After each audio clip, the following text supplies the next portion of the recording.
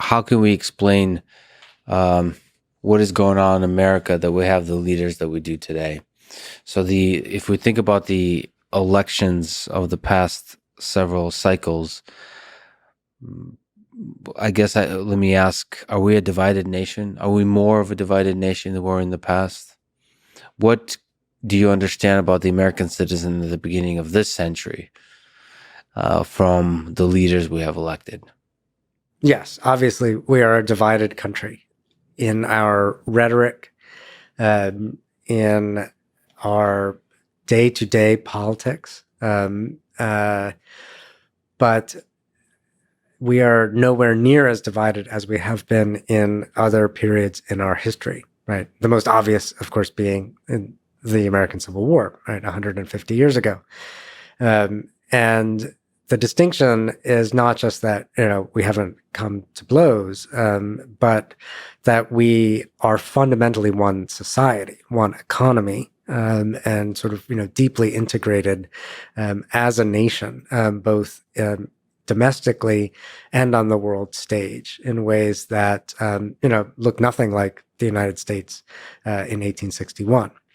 Will there be, will political rhetoric continue to be extreme? Of course, but we're not as divided as people think we are.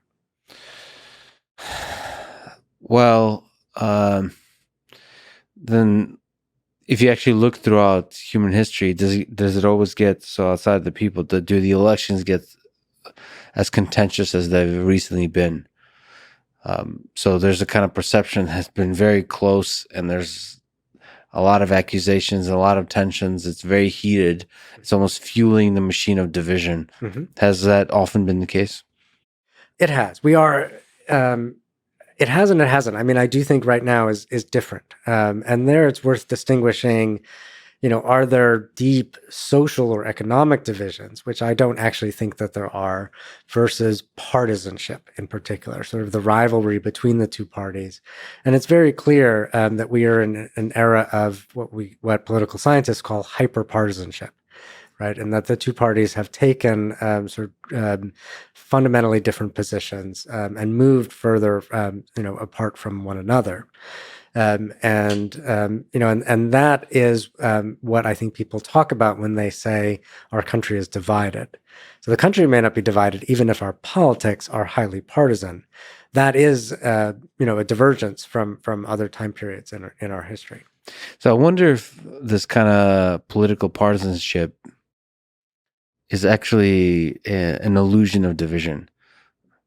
I sometimes feel like we mostly all agree on some basic fundamentals. and the things that people allegedly disagree on are really blown out of proportion. And there's like a media machine, and the politicians really want you to pick a blue side and a red side. And because of that, somehow, I mean, families break up over Thanksgiving dinner about who they voted for. There's a really strong pressure to be either red or blue. And I wonder if that's a feature or a bug, whether this is just part of the mechanism of democracy that we want to, even if there's not a real thing to be divided over, we need to construct it such that you can always have a tension of ideas in order to make progress, to figure out how to progress as a nation. I think we're figuring that out in real time, right? On the one hand, it's easy to say that it's a feature of a political system that has two parties, right? And the United States is in some ways unique, right, in not being a parliamentary democracy. And so in some ways, you would think that would be the feature that is causing partisanship and to reach these heights. That said, we can even see in parliamentary systems and, all around the world that the same kinds of rhetorics of irreconcilable division, a kind of politics of emotion, are proliferating around the world. Some of that, as you say, I think is not as real as it appears on television, on social media, and other formats. So I don't know that other countries are that are experiencing sort of political conflict. I'm not sure that they're deeply divided either. So I've had the fortune of being intellectually active through the George Bush versus Al Gore election, then the Obama, and just every election since, right? And it seems like a large percentage of those elections, there's been a claim that the elections were rigged, that there is some conspiracy, corruption, malevolence on the other side. I distinctly remember when Donald Trump won in 2016, a lot of people I know said that election was rigged, and there's different explanations, including Russian influence. And then in 2020, I was just running in Austin along the river, and somebody said like, "Oh, huge fan of the podcast," and they said like, "What do you think of it? This is just not right. What's happening in this country? That the 2020 election was obviously rigged from their perspective in electing Joe Biden versus Donald Trump." Do you think there's a case to be made for and against each claim in the full context of history of our elections being rigged? I think the American election system is fundamentally sound and reliable. And I think that the evidence, is clear for that, regardless of which election you're looking at. In some ways, whether even, you look at a presidential election or even a local, county election for dog catcher or something, right? That the amount of sort of time and resources and precision that go into voter registration, vote counting, certification processes are crucial to democratic institutions. I think when someone says rigged, regardless of which side of the political spectrum they're coming from, they're looking for an answer. They're looking for that one answer for what is in fact a complex system, right? So, on the left, when they say rigged, they may be pointing to a wide range of ways in which they think that the system is tilted through gerrymandering, sort of misrepresentation through the Electoral College. On the right, when people say rigged, they may be concerned, about sort of voter security, about ways in which the media mainstream media may control messages, and in which, in both cases, the feeling is it's articulated as my vote didn't get counted right. But the deeper concern is my vote doesn't count. My voice isn't being heard. So no, I don't think the elections are rigged. So let me sort of push back, right? There's a comfort to the story that they're not rigged. And a lot of us like to live in comfort. So people who articulate conspiracy theories say, sure, it's nice to be comfortable, but here's the reality. And the thing they articulate is there's incentives in close elections, which we seem to have nonstop close elections. There's so many financial interests. There's so many powerful people.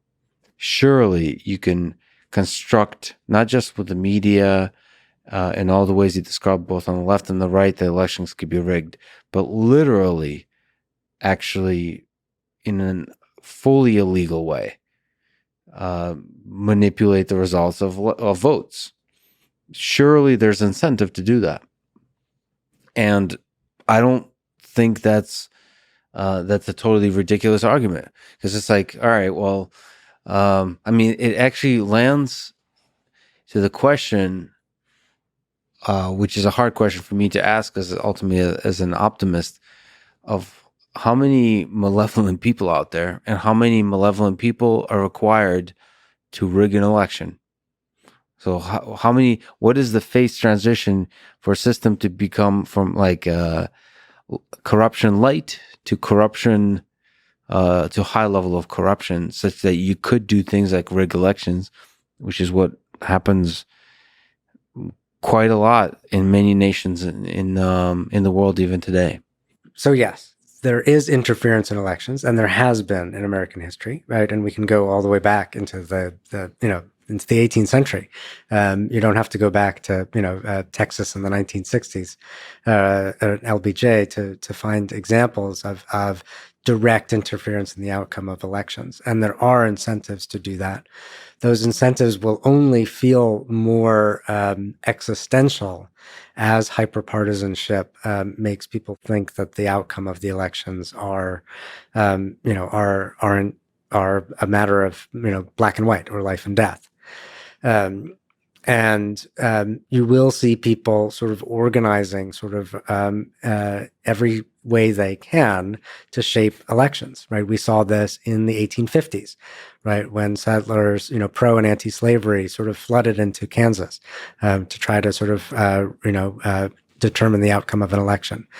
We see this in the Reconstruction period, right? When the Ku Klux Klan shows up to kind of, to block the doors for Black voters in the South. This history is not new. It's there.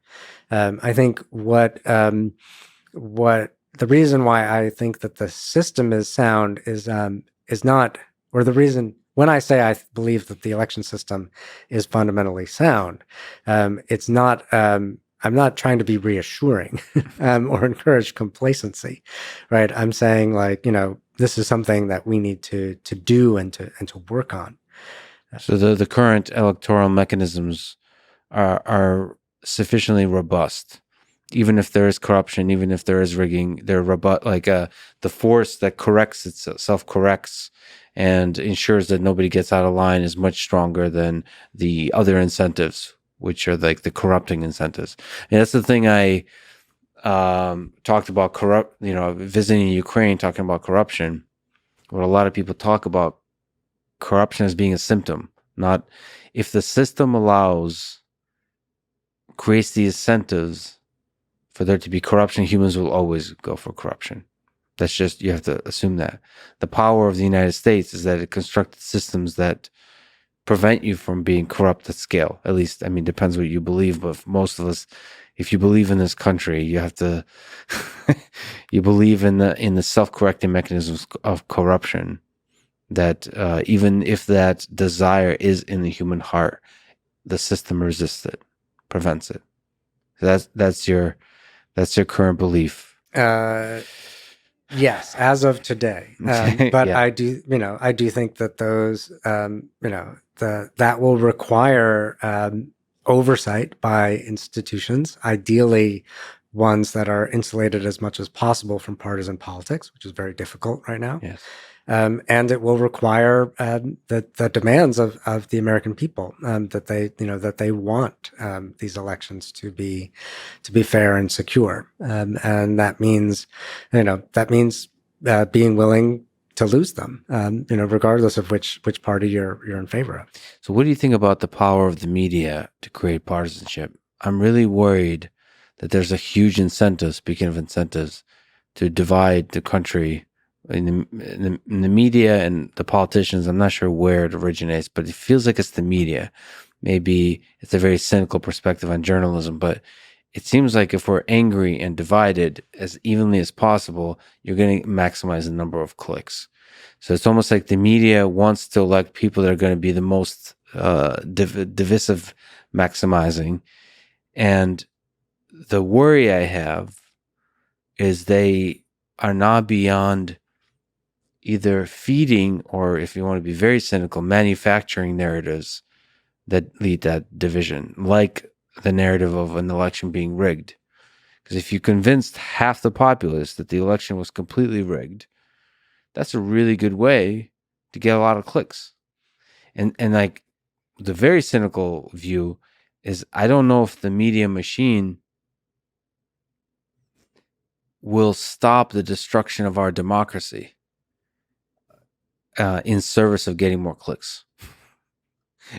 It may destroy our entire democracy just to get more clicks, because the fire, as the thing burns down, will get clicks.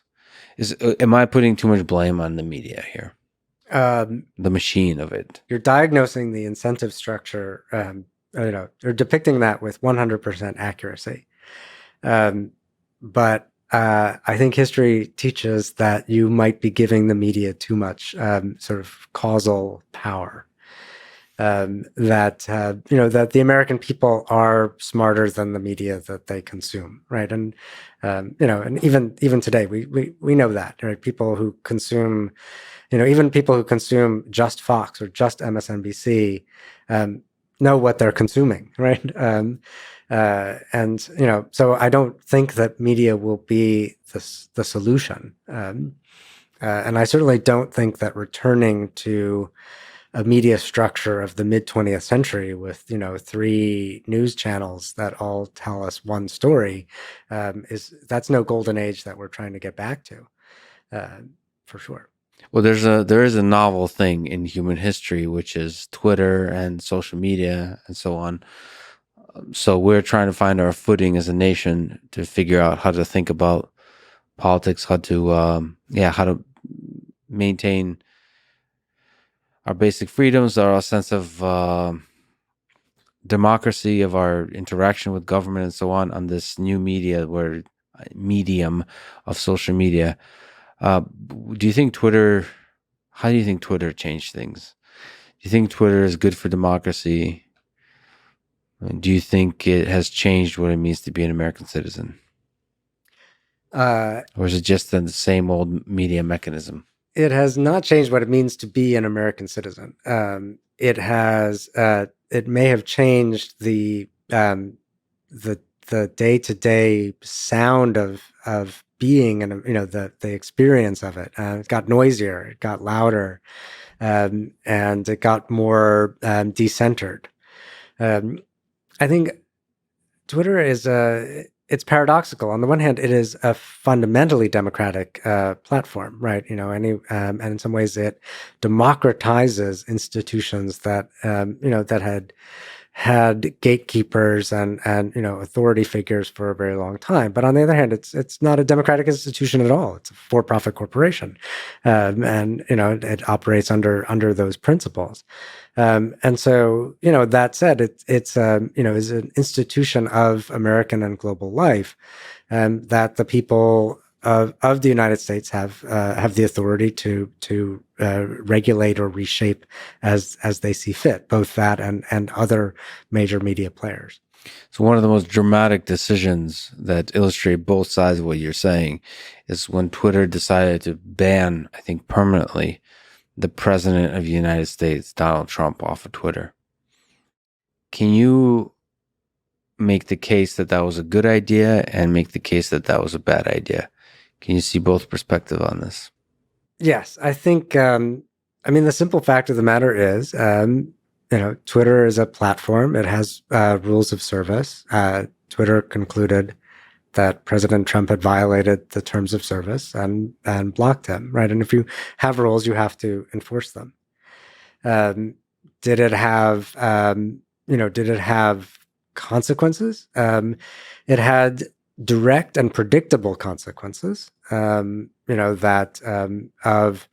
creating a sense among millions of Americans that Twitter had taken a side in politics, or confirming their belief that it had done so.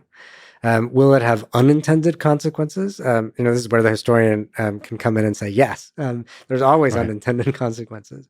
And we don't know, sort of what it would mean for political figures to be excluded from various media platforms under these notions, right, of that they had violated terms of service, et cetera. So, so I guess we'll see, as I guess what I would like. Well, to me, so I'm generally against censorship, but to take Twitter's perspective, it's unclear to me in terms of unintended consequences whether censoring a human being from being part of your platform is going to decrease or increase the amount of hate in the world.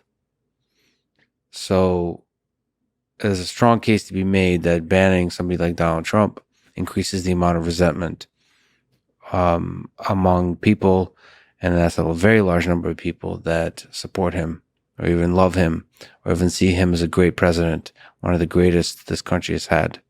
And so if you completely suppress his voice, you're going to intensify the support that he has from just the regular support for another human being who ran for president to somebody that becomes an almost heroic figure for that set of people.